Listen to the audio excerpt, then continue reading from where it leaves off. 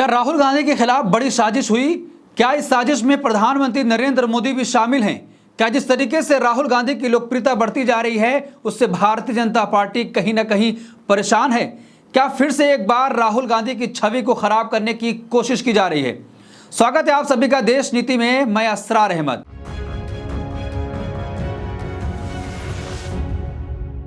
देश नीति, केवल सच्ची और पक्की खबरें। आज हम बात करेंगे कि जिस तरीके से राहुल गांधी के खिलाफ एक बार फिर से बड़ी साजिश का खुलासा हो गया है, खुद उसमें भारतीय जनता पार्टी के तमाम शीर्ष नेतृत्व शामिल है। जिस तरीके से राहुल गांधी की छवि को एक बार फिर से खराब करने की कोशिश की जा रही है, लगातार राहुल गांधी देश के लोगों में अपनी एक छवि बनाने की कोशिश कर रहे हैं, लेकिन फिर से भारतीय जनता पार्टी राहुल गांधी की छवि को खराब करने की कोशिश कर रही है। जिस तरीके से राहुल गांधी ने अमेरिका में बयान दिया, अब उसके बाद भारतीय जनता पार्टी ने तमाम लोगों को राहुल गांधी के उस बयान के खिलाफ उतार दिया कि पूरे देश में यह प्रचार किया जाए कि राहुल गांधी आरक्षण के खिलाफ हैं। ऐसे ही भारतीय जनता पार्टी के नेताओं ने संपर्क किया बाबा साहब के परपोते से और उनसे कहा गया कि आप भी राहुल गांधी के खिलाफ बयान दीजिए कि राहुल गांधी आरक्षण विरोधी हैं, वो किसी भी सूरत में देश में आरक्षण लागू होना देना नहीं चाहते हैं। लेकिन उन्होंने भारतीय जनता पार्टी को एक्सपोज कर दिया है और देश के सामने आकर ये बयान दिया है कि भारतीय जनता पार्टी के शीर्ष नेतृत्व ने मुझसे संपर्क किया और मुझे कहा गया कि आप भी वीडियो बनाइए। जिस तरीके से अमेरिका के वाशिंगटन डीसी में राहुल गांधी ने बयान दिया है उसकी मुखालिफत करिए और कहिए कि राहुल गांधी आरक्षण विरोधी हैं।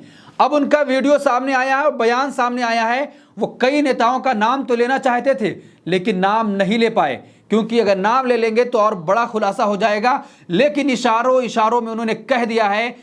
बीजेपी के तमाम बड़े पदों पर बैठे नेता इसमें शामिल हैं जिन्होंने राहुल गांधी की छवि को एक बार फिर से खराब करने की कोशिश करी। देश में कई लोगों ने राहुल गांधी के खिलाफ बयानबाजी करी। आपने देखा होगा कि जिस तरीके से सोशल मीडिया और नेशनल मीडिया में ये ट्रेंड कराया गया कि राहुल गांधी आरक्षण विरोधी हैं, तो अब उसी तरीके से उनको भी कहा गया था। पहले सुनिए क्या कुछ कह रहे हैं वो। मुझे भी अप्रोच किया गया, देश की सबसे बड़ी पार्टी, उन पार्टी के लोगों ने मुझे कहा कि आप भी राहुल गांधी ने वॉशिंगटन डीसी में जो वक्तव्य दिया है आरक्षण को लेकर, उसके खिलाफ धरना प्रदर्शन करो, आंदोलन करो, सारे कार्यकर्ताओं को काम पे लगा दो।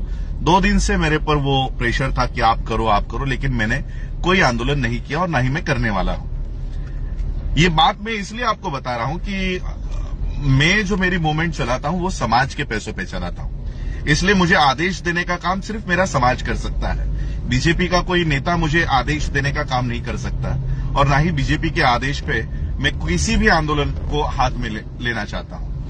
तो आपने सुना कि साफ तौर पर वो भारतीय जनता पार्टी की एक बड़ी साजिश को नाकाम कर दिए हैं और भारतीय जनता पार्टी को एक्सपोज कर दिया है कि जिस तरीके से लगातार वो लोग राहुल गांधी की छवि को खराब करने की कोशिश कर रहे थे, अब वो नाकाम साबित हो रहे हैं। क्योंकि जब 2014 में प्रधानमंत्री नरेंद्र मोदी सत्ता की कुर्सी पर बैठे तो उसी दिन से लगातार राहुल गांधी के खिलाफ एक अभियान छेड़ दिया गया था। चाहे वो सोशल मीडिया हो, चाहे वो मेन स्ट्रीम मीडिया हो, हर जगह से राहुल गांधी को वॉकआउट कर दिया गया था।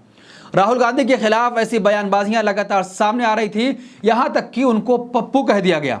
लेकिन राहुल गांधी ने भारत जोड़ो यात्रा, भारत जोड़ो न्याय यात्रा और उसके बाद से लगातार लोगों में रहकर अपनी एक छवि बनाई है। अब भारतीय जनता पार्टी उससे घबरा गई है, क्योंकि लगातार राहुल गांधी की लोकप्रियता देश और विदेश में बढ़ती चली जा रही है। जिस तरीके से विदेश में जाकर राहुल गांधी ने प्रधानमंत्री नरेंद्र मोदी पर प्रहार किया कि लोकतंत्र खत्म किया जा रहा है, विशेष समुदाय को वहां पर बोलने नहीं दिया जा रहा है। लोग पहले डरते थे नरेंद्र मोदी से, लेकिन अब 2024 के नतीजे आने के बाद लोगों के मन से प्रधानमंत्री नरेंद्र मोदी का डर खत्म हो गया है। अब उसके बाद इस बात को बीजेपी पचा नहीं पा रही है। राहुल गांधी को आरक्षण विरोधी बताया गया, पूरे देश में कैंपेन चलाया गया कि राहुल गांधी आरक्षण विरोधी हैं। दरअसल मामला यह हुआ कि अमेरिका के वाशिंगटन डीसी में राहुल गांधी से एक पत्रकार ने सवाल किया कि आप जिस जातिगत जनगणना की बात करते हैं, कब तक उसको आप देश में लागू कर रखेंगे? तो राहुल गांधी ने साफ तौर पर कहा कि जब तक जो शोषित वंचित हैं, जब तक वो पिछड़े रहेंगे, तब तक ये आरक्षण लागू रहेगा। लेकिन जैसे ही ये मालूम चलेगा, कोई रिपोर्ट आएगी कि अब आरक्षण की जरूरत नहीं है, तो हम सोचेंगे कि आरक्षण को खत्म कर दिया जाए। लेकिन भारतीय जनता पार्टी ने इसको दूसरी तरीके से अपना नैरेटिव बनाकर पूरे देश में परोसना चाहा, लेकिन अब भारतीय जनता पार्टी की उस साजिश को बेनकाब कर दिया है बाबा साहब अंबेडकर के परपोते ने। तो जिस तरीके से भारतीय जनता पार्टी लगातार राहुल गांधी के खिलाफ अभियान चलाना चाहती है, लेकिन तमाम अभियानों में फेल साबित हो रही है। प्रधानमंत्री नरेंद्र मोदी पहले राहुल गांधी को पहचानते तक नहीं थे, लेकिन चुनाव खत्म होते होते राहुल जी तक आ गए थे। तो अब उसी तरीके से लगातार विपक्ष के नेता की भूमिका राहुल गांधी निभा रहे हैं। जहां भी देश में कुछ भी हादसा हो रहा है, राहुल गांधी पहुंच जा रहे हैं। प्रधानमंत्री नरेंद्र मोदी को जहां पहुंचना चाहिए था, वहां राहुल गांधी पहुंच रहे हैं, जिसको देखकर भारतीय जनता पार्टी के तमाम नेताओं को यह डर सताने लगा है कि कहीं राहुल गांधी प्रधानमंत्री नरेंद्र मोदी से आगे ना निकल जाएं। क्योंकि खुद राहुल गांधी ने यह चैलेंज कर दिया है कि जब भी मैं सदन में आऊंगा, प्रधानमंत्री नरेंद्र मोदी मेरे सामने कभी भी नहीं टिक सकते हैं, कभी भी वो सदन में मौजूद नहीं रहेंगे। तो यह खुद नरेंद्र मोदी को एक चैलेंज कर दिया है राहुल गांधी ने। तो अब उसको बीजेपी जमीन पर उतारकर यह कहना चाहती है कि नरेंद्र मोदी का कोई भी सामना नहीं कर सकता है। तो इस पूरे मामले पर आप क्या सोचते हैं, आपकी क्या राय है, कमेंट बॉक्स में अपनी राय जरूर दें।